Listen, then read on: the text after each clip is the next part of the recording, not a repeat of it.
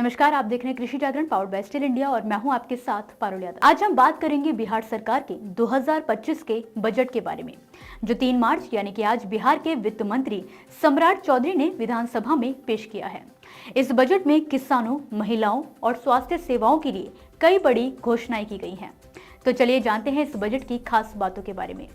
सबसे पहले बात करते हैं बजट के आकार की। तो इस साल का बजट 3,17,000 करोड़ रुपए का है, यानी पिछले साल की तुलना में 38,000 करोड़ रुपए ज्यादा।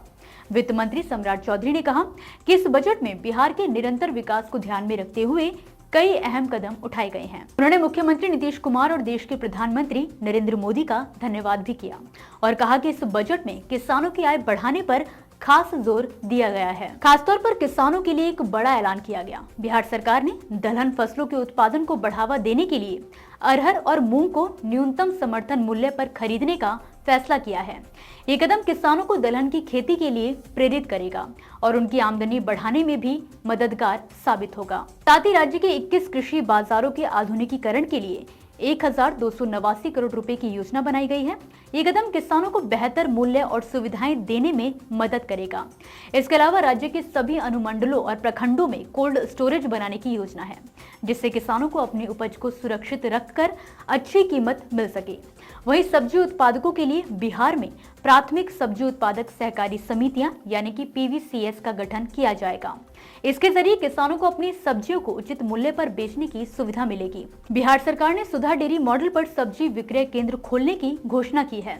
इससे किसानों को सीधा बाजार उपलब्ध होगा और उपभोक्ताओं को भी ताजी सब्जियां उचित दाम पर मिल सकेंगी। इन आउटलेट्स को सहकारी मॉडल पर विकसित किया जाएगा।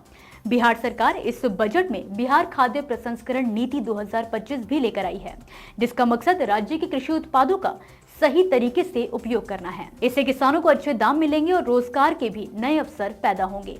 इसके अलावा गुड़ के उत्पादन के लिए सेंटर ऑफ एक्सीलेंस स्थापित किया जाएगा, जो पूसा समस्तीपुर में होगा। इससे गुड़ उद्योग को बढ़ावा मिलेगा। महिलाओं के लिए भी इस बजट में कई नई योजनाएं हैं, जिनसे उन्हें स्वावलंबी बनाने का प्रयास किया जाएगा। स्वास्थ्य सेवाओं को सुधारने के लिए भी राज्य सरकार ने कई योजनाएं बनाई हैं, ताकि हर नागरिक को अच्छी चिकित्सा सुविधाएं मिल सके। जाहिर है कि इस साल के बिहार बजट 2025 में किसानों, महिलाओं और स्वास्थ्य सेवाओं के लिए कई नई योजनाएं की शुरुआत की गई है। ये बजट बिहार के विकास में एक अहम भूमिका निभाएगा। तो फिलहाल के लिए इस खबर में बस इतना ही। आप मुझे दीजिए इजाजत और देखते रहिए कृषि जागरण। धन्यवाद।